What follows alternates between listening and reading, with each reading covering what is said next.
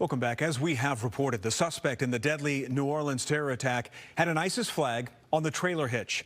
The FBI says in addition to that, they have discovered videos on social media showing the suspect's support of ISIS.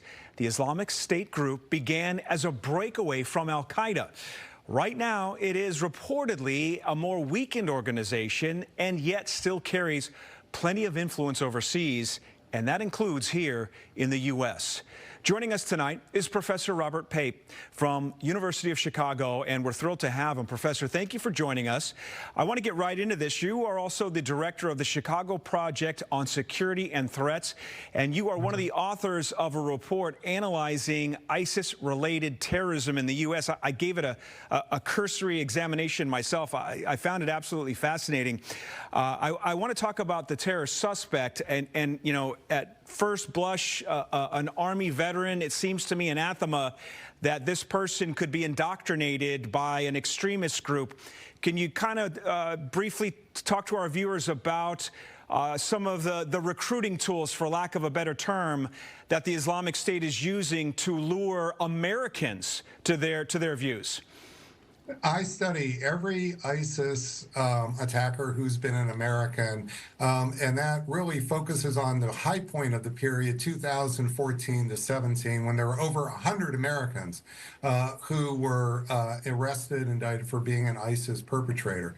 The pattern that you see, or the profile that you see with the New Orleans attacker, is unfortunately all too normal for American society and all too normal for ISIS American attackers.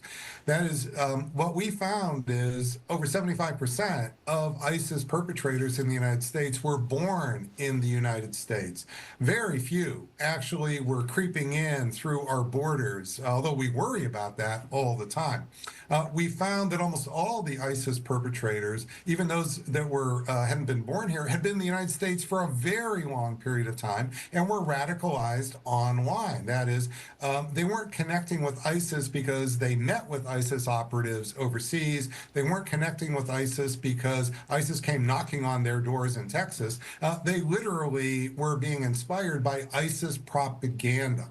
Well, that's also the case that what we can see with this individual. The more we've learned, he doesn't appear to have those accomplices we worried about yesterday. He also doesn't appear to have any direct connection. Now, we'll still be looking. We certainly will not give up the hunt to find out if there's any hidden connection. However, what we've learned so far is this person, what we now see today is disturbing, is actually the normal profile, the personification of an ISIS perpetrator, also with college, and also somebody with a good job. Yeah, and ISIS fighters. Yeah, I'm glad you mentioned the profile, in particular, college-educated, a good job, because some people might think, oh, these are incels and these are young men who are, you know, disgruntled for any number of reasons. But you have found that in many cases, these are people that are over 25, established.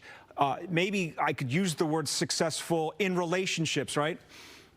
Yeah, that's right. And what's happened is ISIS has perfected the use of propaganda and online propaganda that's based on other factors than the public is thinking. It's based on deep connections to compassion and using compassion as a trigger, compassion for harm to Muslims overseas as a trigger to suck them down this pipeline, or offering them the hopes that they're ordinary, they're normal, but they can become a hero. They can become that true Hollywood superhero if they do this, go down this pipeline, this road. So these are the actual triggers in the propaganda, and we've studied these, not just in the report you've seen, but I've worked with neuropsychologists at the University of Chicago. We've brain scanned people watching ISIS propaganda, so we really aren't speculating about what is triggering in the ISIS propaganda. This is based on numerous and deep scientific analysis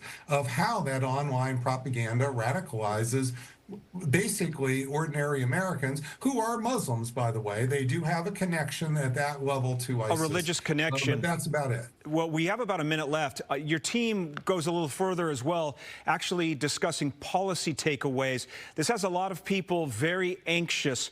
What sort of suggestions did you come up with? Well, the big thing that we have done, and we did during ISIS 8 Day, is work with the FBI in their sting operations, and in order to really help improve the ability to use these new markers that we found to pick up when you see this online radicalization. Because if you think you're just going to keep stopping ISIS attacks by monitoring the border, you're just missing how ISIS is actually fomenting the threat in the United States. They're jumping over the border using the internet, not trying to kind of secret themselves through. Well, that's very important then for the FBI. And what I would say now today is we have to work against complacency, because it's been 7 years since we've had a lethal ISIS attack in the United States. The last one before yesterday was October 2017, when an ISIS perpetrator, an American, rammed people on a bikeway in Lower Manhattan, killing 8. Well, 7 years.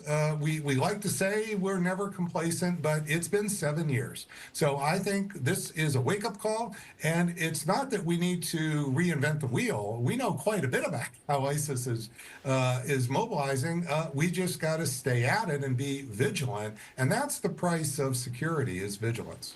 Professor Robert Pape from University of Chicago. I wish we had more time. Fascinating stuff, and I really I learned a lot from reading the report. Thank you so much for joining us tonight.